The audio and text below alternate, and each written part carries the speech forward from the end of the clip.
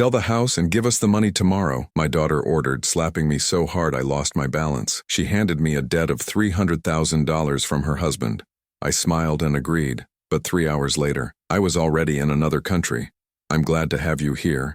Follow my story until the end and comment the city you're watching from, so I can see how far my story has reached. The slap came so hard it knocked me sideways into the kitchen counter. At 65, I hadn't been hit by anyone in decades, and certainly never by my own daughter. The sharp crack echoed through my small house like a gunshot, followed by the sound of my coffee mug shattering on the tile floor. "Sell the house and give us the money tomorrow," Riley screamed, her face twisted with an anger I'd never seen before. Her perfectly manicured nails dug into my arm as she shoved a crumpled piece of paper against my chest. $300,000, Dad. Walter owes $300,000 and they want it now. I stood there stunned, my cheek burning where her hand had connected. This was my daughter, the little girl I'd taught to ride a bike, who used to fall asleep on my lap watching cartoons. Now she towered over me in her expensive heels, her designer purse clutched in one hand like a weapon. "Riley, honey, I don't understand," I managed, my voice shaking.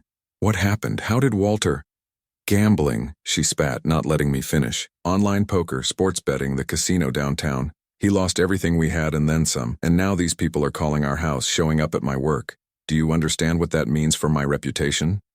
Her reputation, not her marriage, not her family's safety, her reputation.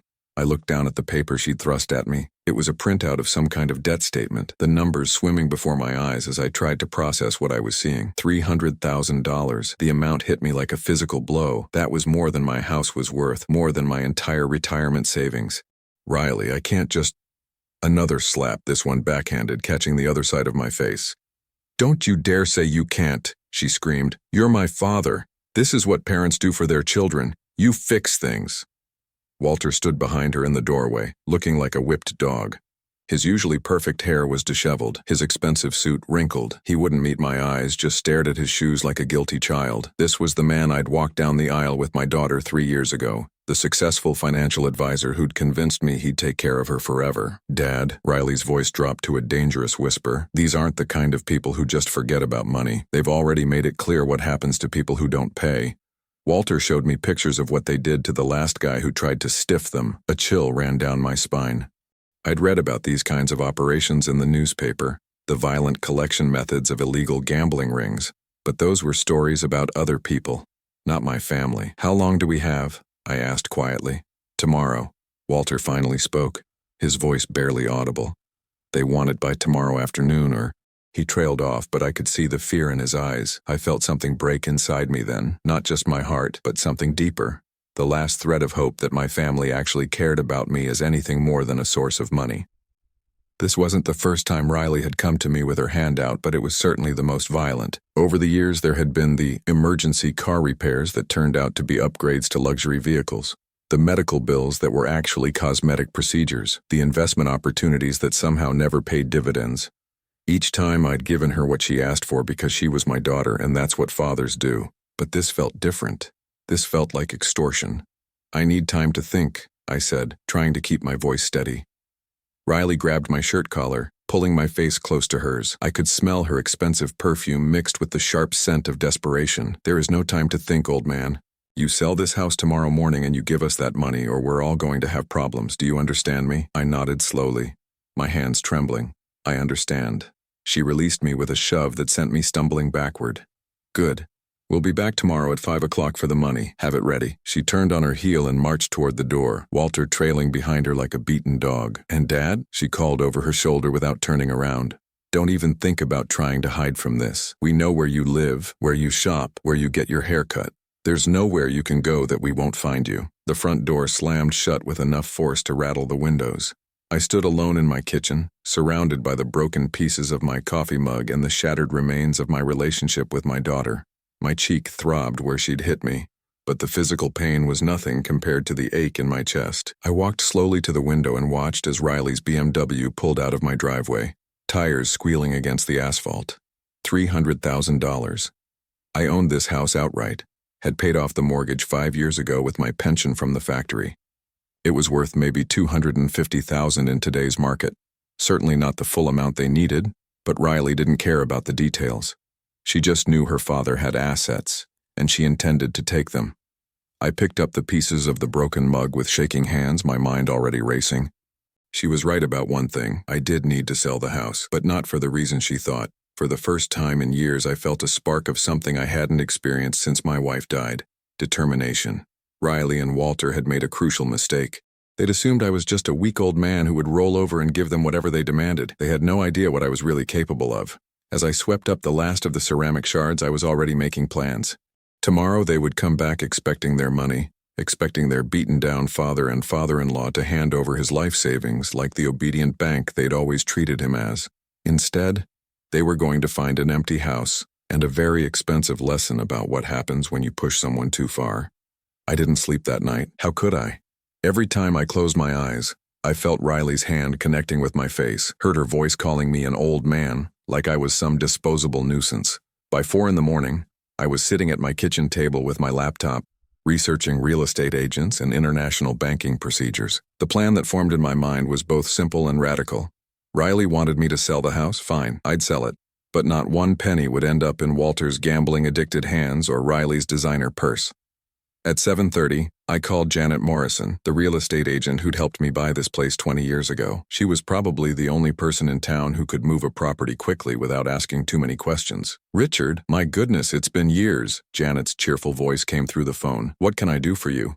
"I need to sell my house today," I said without preamble. "Full asking price, cash only, and I need to close by this afternoon." There was a pause. "Richard, that's not really how real estate works. Even with a cash buyer, there are inspections, paperwork, title searches." "Janet, I'm 75 years old," I lied smoothly, aging myself by 10 years. "I just got some medical news that's going to require immediate treatment overseas. I need to liquidate everything quickly and quietly. I'll take $200,000 cash, no inspection, as is sale. You keep your commission plus an extra $10,000 for the rush job." I could practically hear her calculating the money in her head. $30,000 for a few hours of work was too good to pass up. "Let me make some calls," she said finally. "I might know someone."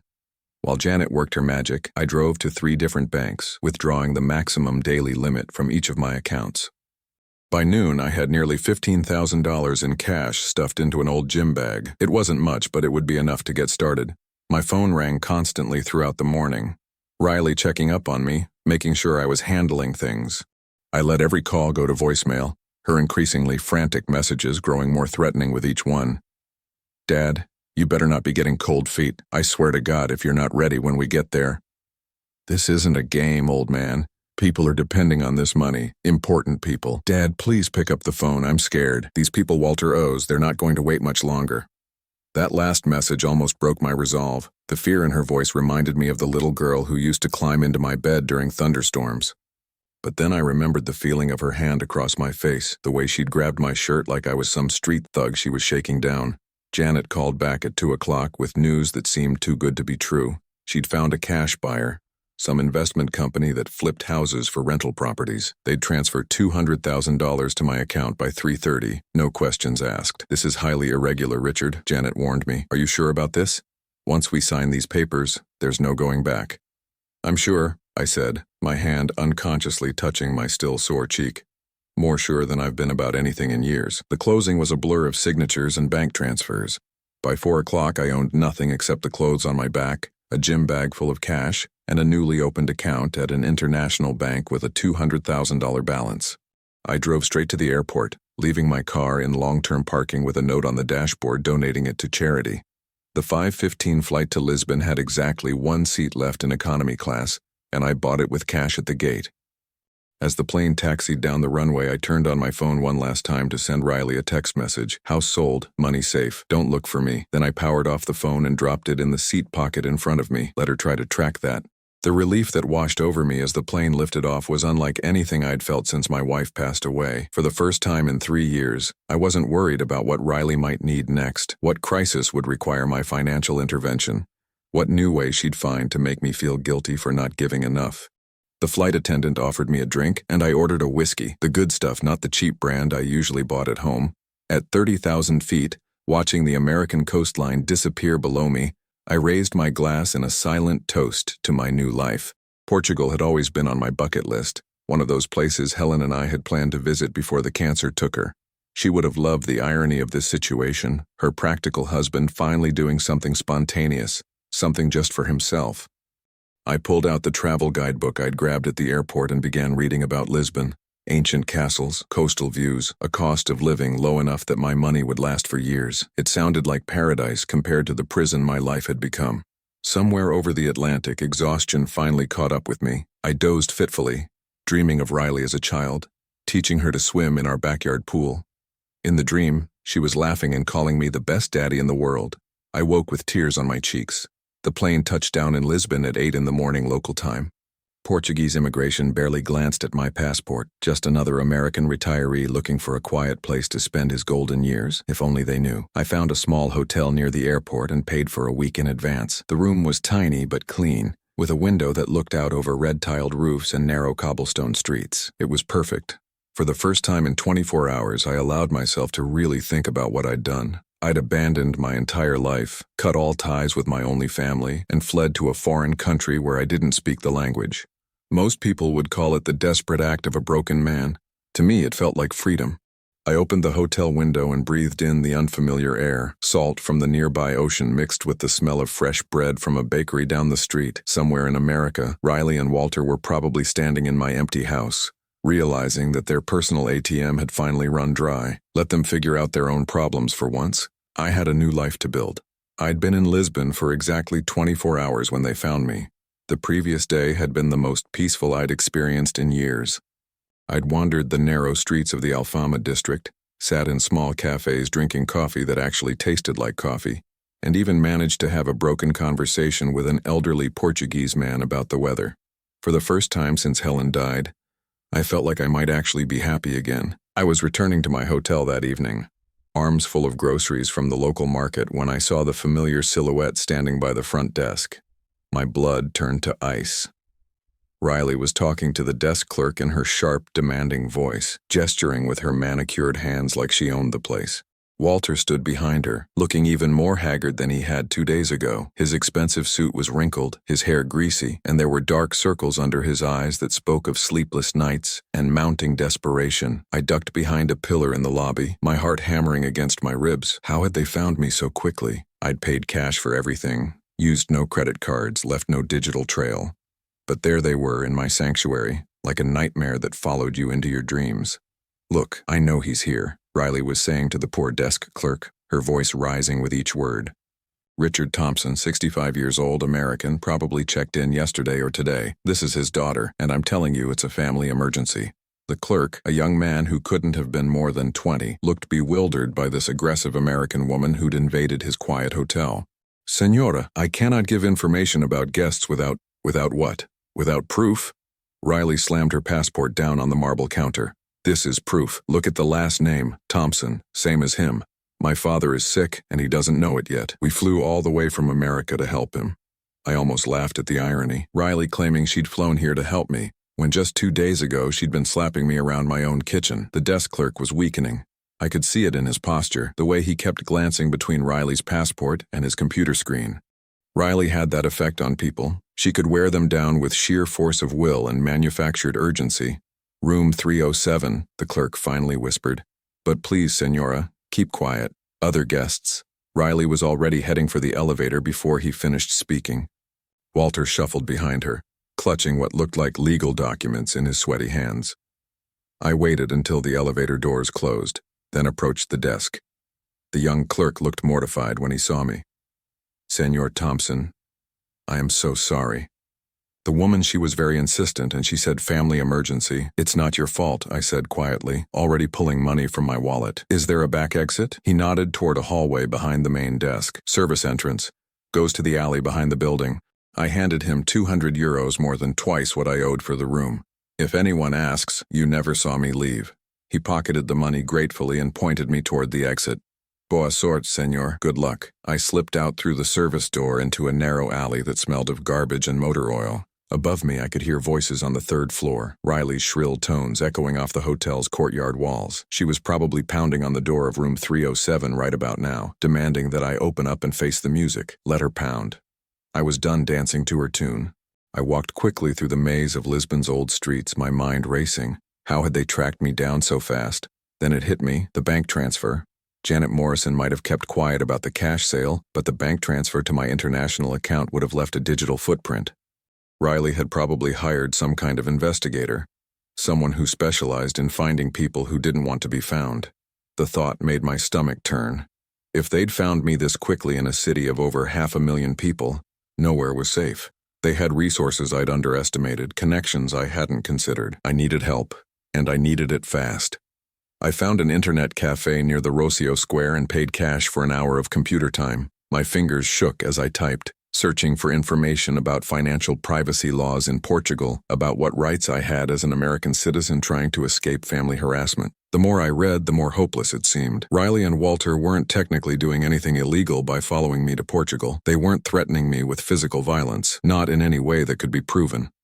They were just a concerned daughter and son-in-law trying to reconnect with an elderly family member who'd had some kind of breakdown. That's how they'd sell it to anyone who asked anyway. My phone, a cheap burner I'd bought at the Lisbon airport, buzzed with a text message from an unknown number. Found your hotel room. You can't run forever, Dad.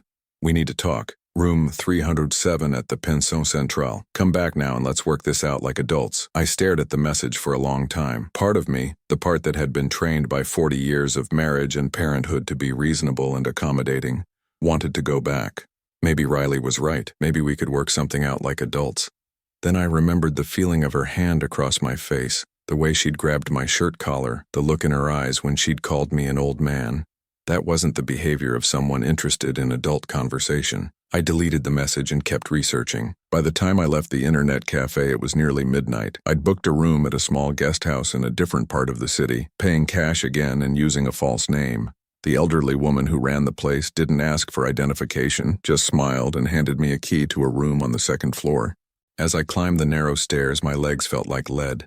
I was exhausted, not just from the day's events, but from the constant state of alertness I'd been living in since leaving America. This wasn't the peaceful retirement I'd imagined when I'd bought that plane ticket.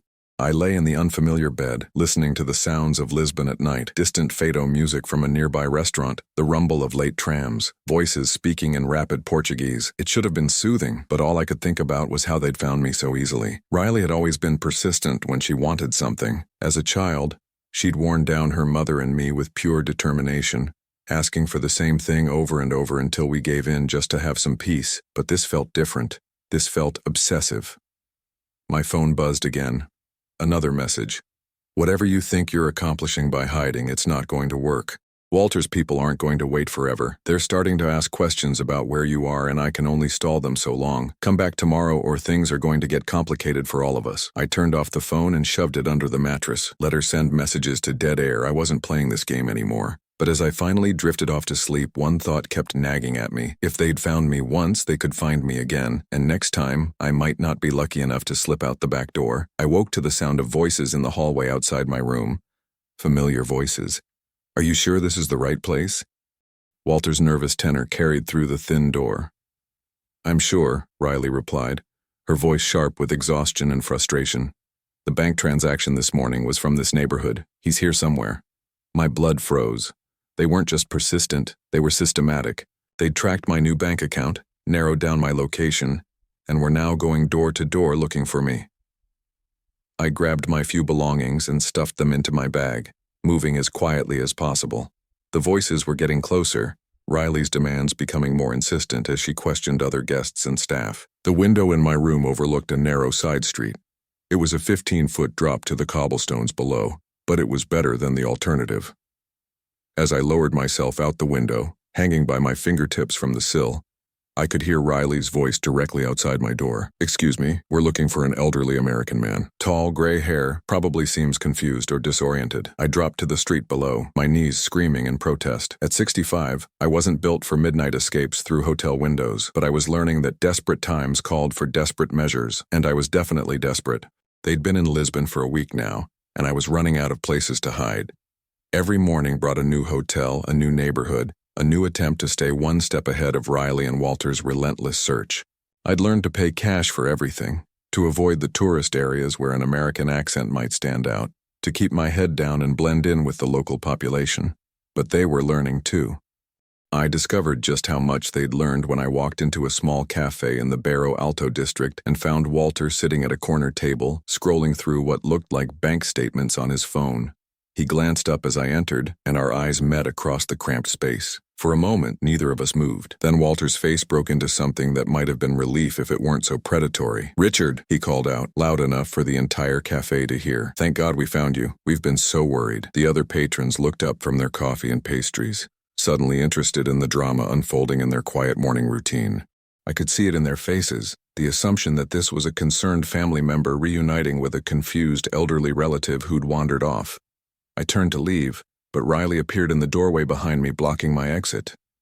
She looked terrible. Her usually perfect hair was unwashed and pulled back in a messy ponytail, her expensive clothes wrinkled from sleeping in cheap hotels. But her eyes burned with the same desperate intensity that had driven her to slap me in my own kitchen.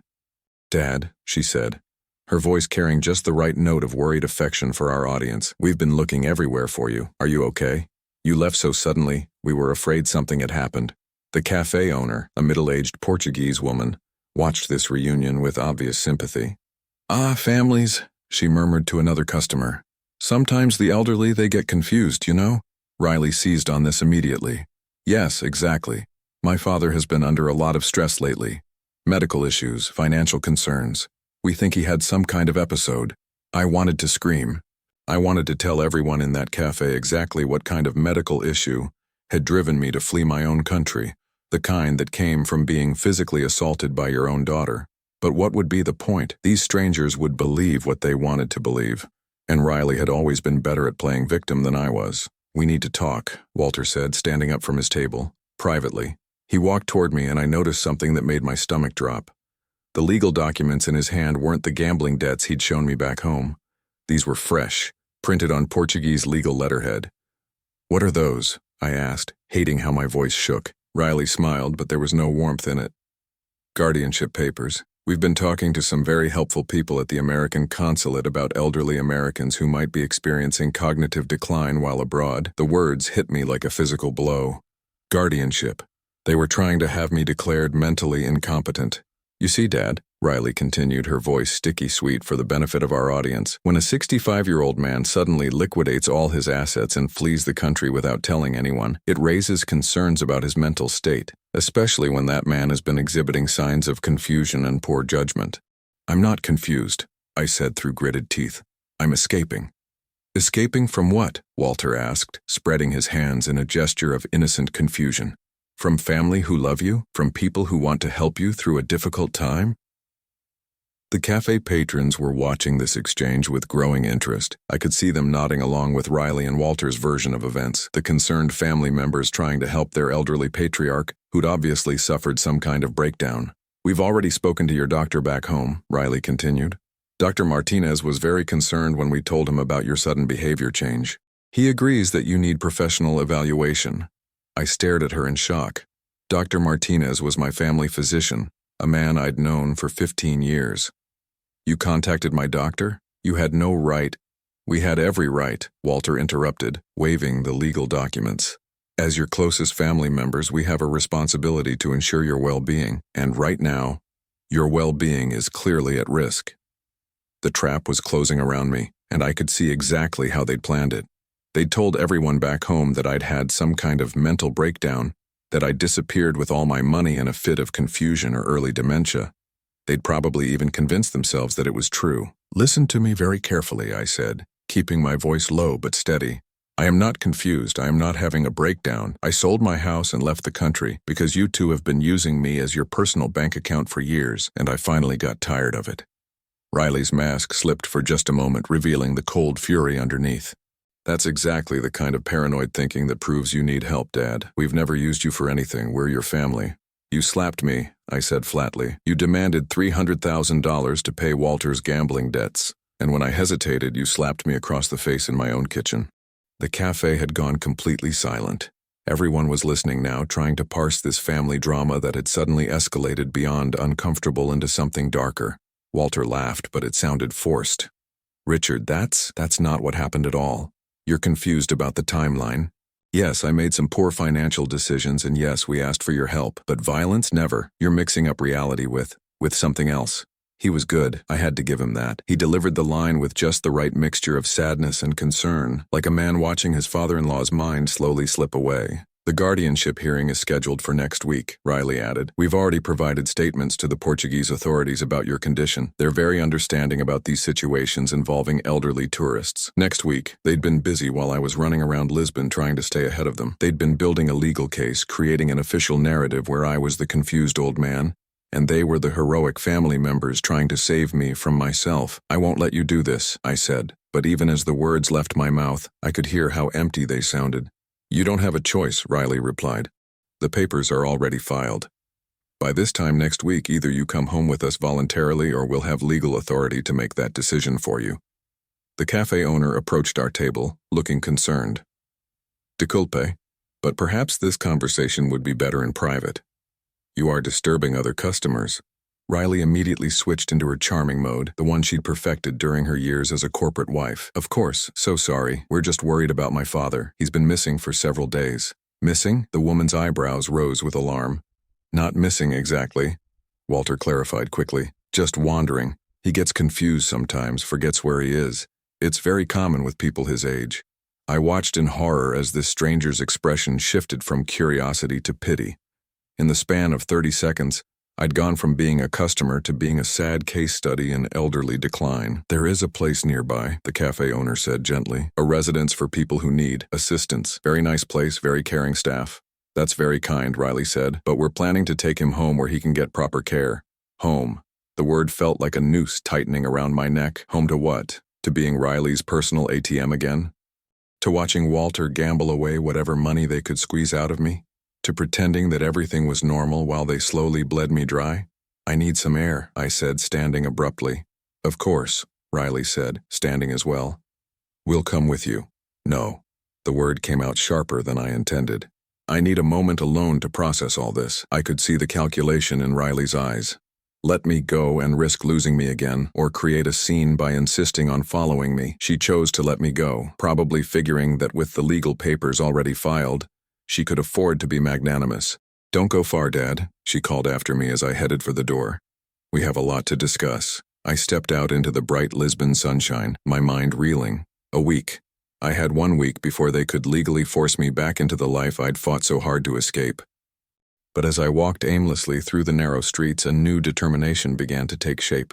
They thought they had me cornered, thought they'd covered all the angles. They'd underestimated me before, and they were about to do it again.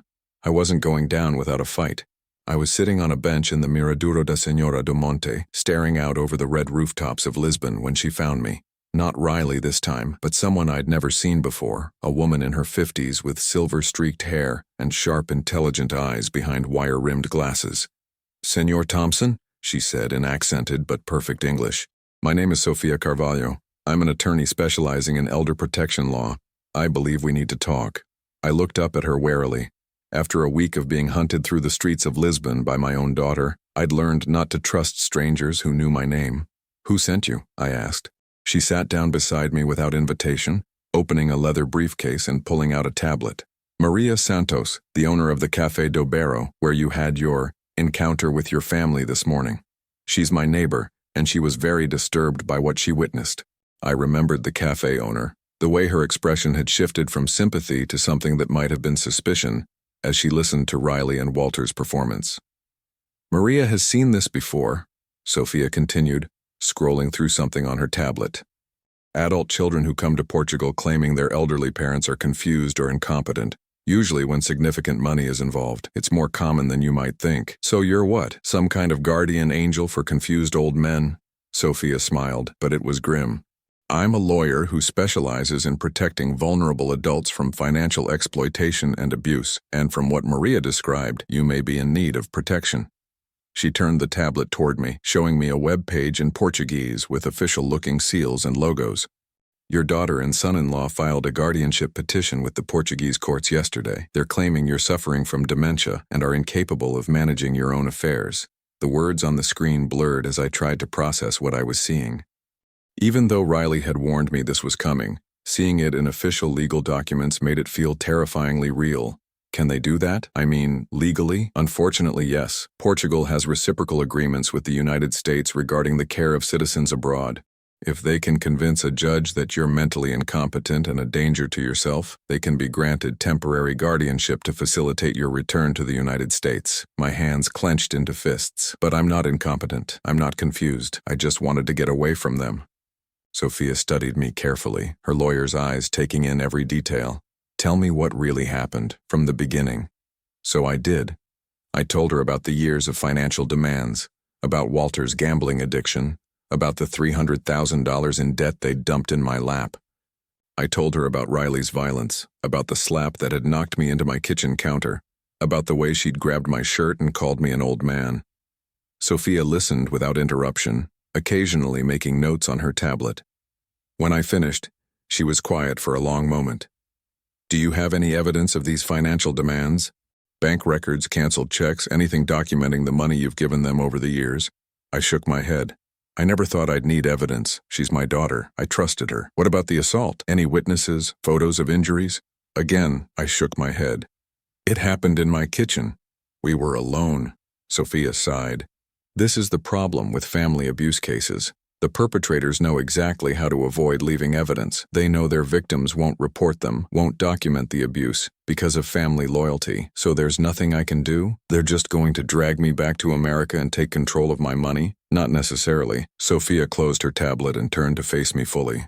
The burden of proof is on them to demonstrate that you're incompetent. And from our conversation, you're clearly lucid, rational, and capable of making your own decisions.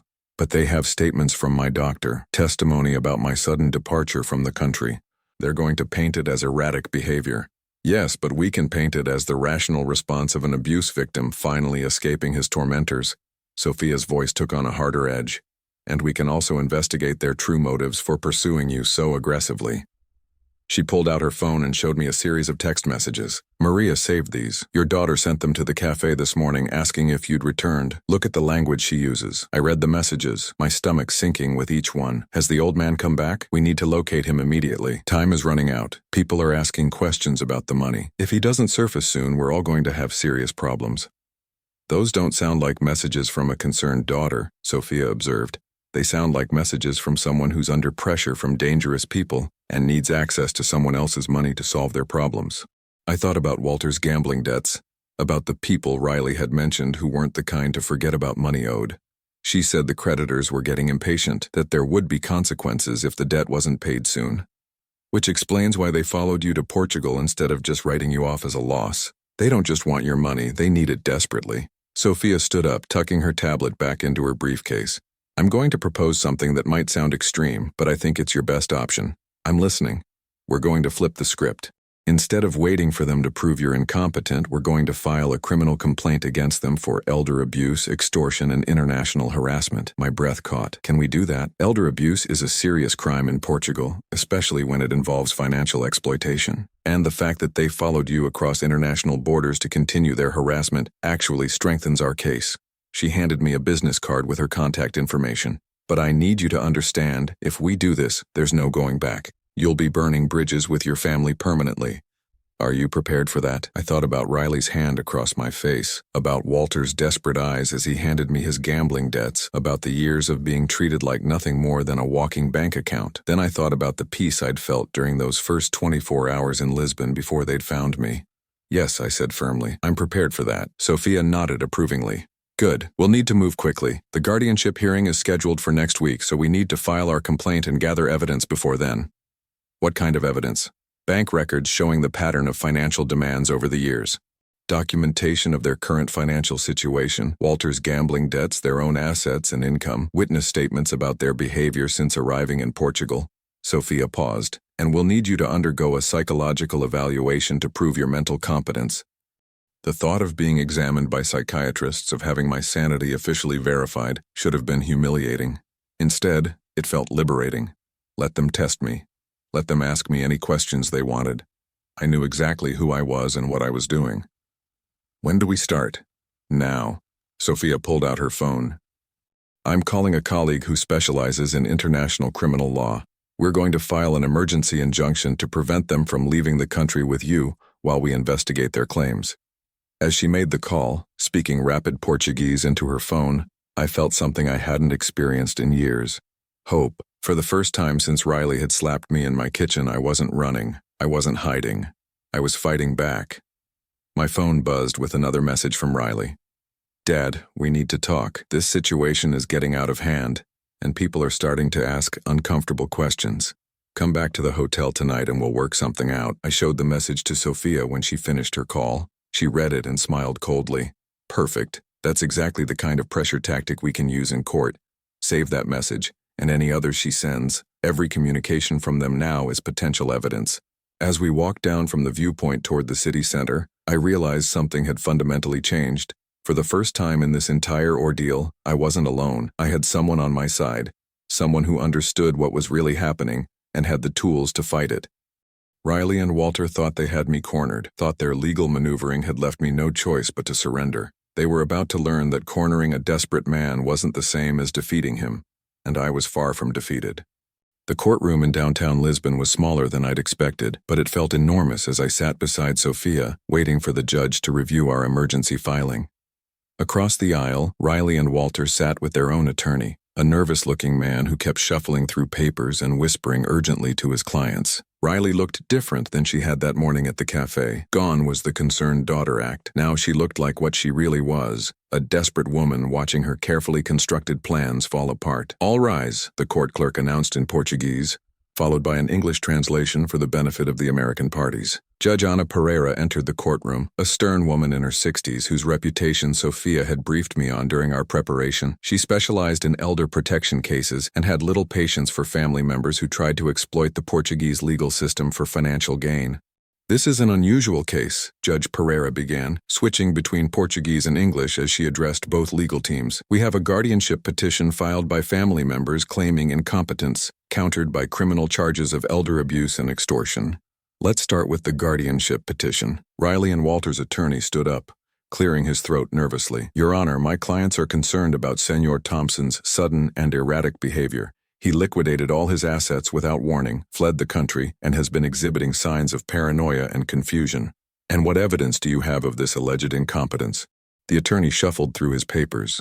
We have statements from his physician in America expressing concern about his mental state, documentation of his sudden financial decisions, and testimony from his family about his erratic behavior. Judge Pereira looked unimpressed. What specific medical diagnosis supports a claim of incompetence? More paper shuffling. Well, his doctor expressed concerns, but there's no formal diagnosis yet. That's why we're seeking guardianship, to ensure he gets proper medical evaluation. I see. And what is the urgency that requires emergency guardianship rather than normal proceedings? Riley's attorney glanced back at his clients, clearly uncomfortable with the question. My clients are concerned that Senor Thompson may make additional poor financial decisions if left unsupervised.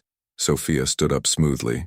Your Honor, may I present our evidence regarding the true motivation behind this guardianship petition? Judge Pereira nodded, and Sophia approached the bench with a thick folder. These are bank records showing a pattern of financial exploitation spanning over 3 years.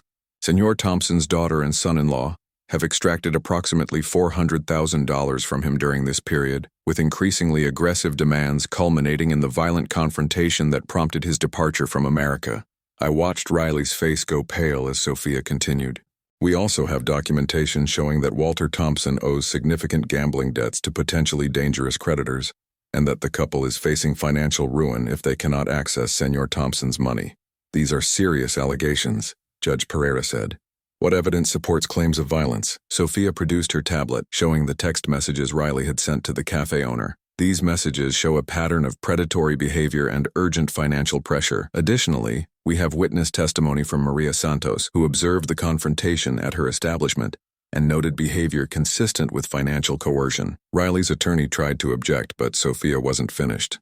Most importantly, Your Honor, we have the results of a comprehensive psychological evaluation conducted by Dr. Fernando Silva, a court-approved psychiatrist. The evaluation shows that Senor Thompson is fully competent, rational, and capable of making his own decisions. She handed a thick report to the judge.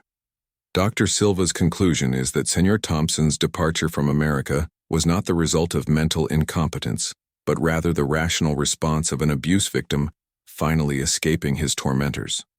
Judge Pereira spent several minutes reviewing the psychological evaluation, her expression growing more stern with each page. Finally, she looked up at Riley and Walter's attorney. Do your clients have any response to these allegations of financial exploitation and abuse? The attorney looked back at Riley and Walter, who were whispering urgently to each other. Walter was shaking his head violently while Riley gripped his arm, her knuckles white with tension. Your Honor, the attorney said finally, my clients deny any wrongdoing. They maintain that they were simply asking for family financial assistance during a difficult time. Family assistance?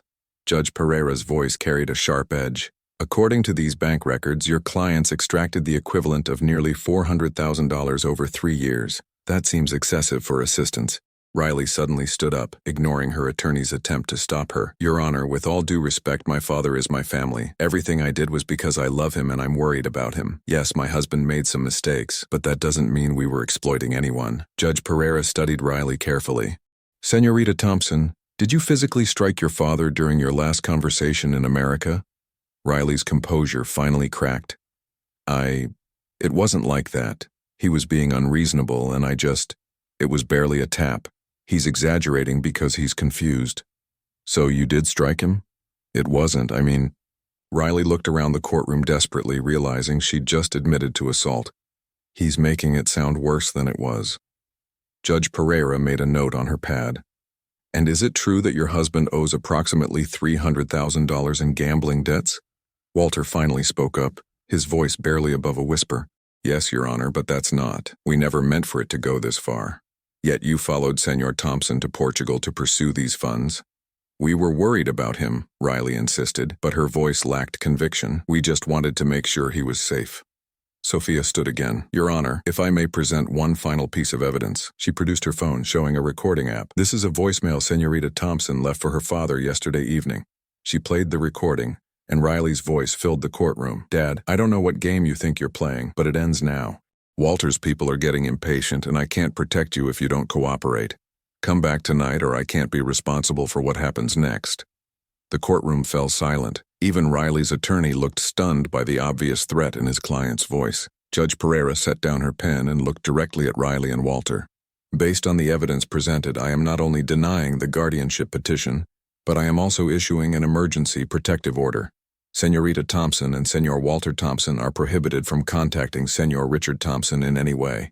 Furthermore, I am referring this case to the criminal prosecutor for investigation of elder abuse, extortion, and making threats. Riley jumped to her feet. You can't do this. He's my father. We have rights. Your rights end where criminal behavior begins, Judge Pereira replied coldly. You have 24 hours to leave Portugal. If you are found to be in violation of this protective order, you will be arrested and held pending criminal charges. Walter grabbed Riley's arm, trying to pull her back to her seat, but she shook him off.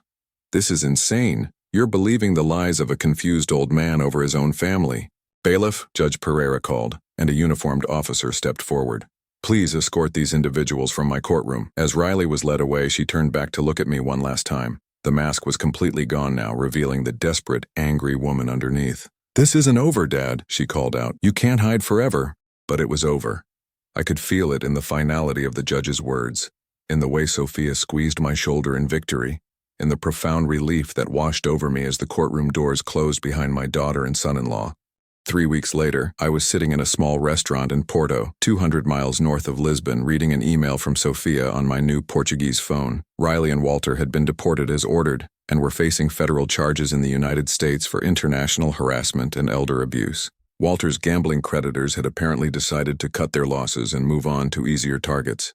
I'd used some of my remaining money to buy a small apartment overlooking the Douro River. It wasn't much, 2 bedrooms, a tiny kitchen, a balcony just big enough for a chair and a small table.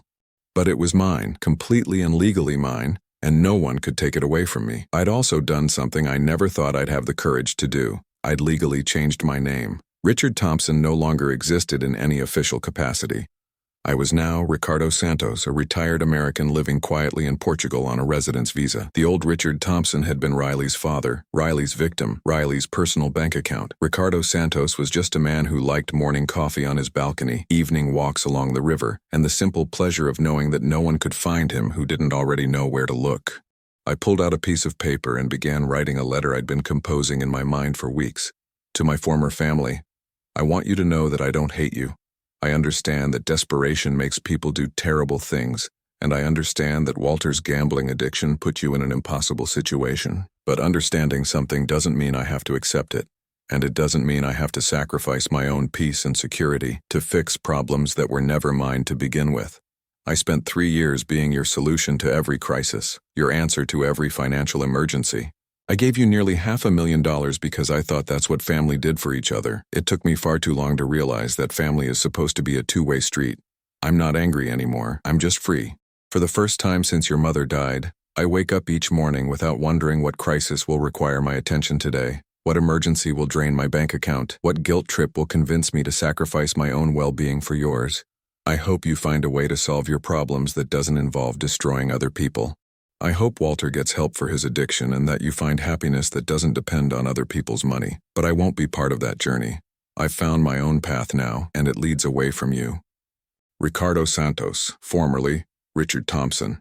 I folded the letter carefully and slipped it into an envelope, then walked to the river and dropped it into the flowing water. I watched it float away toward the ocean, carrying with it the last remnants of the man I used to be. The sun was setting over Porto, painting the ancient buildings in shades of gold and orange. Somewhere in America, Riley and Walter were probably struggling with the consequences of their choices, but that was their story now, not mine. Mine was just beginning.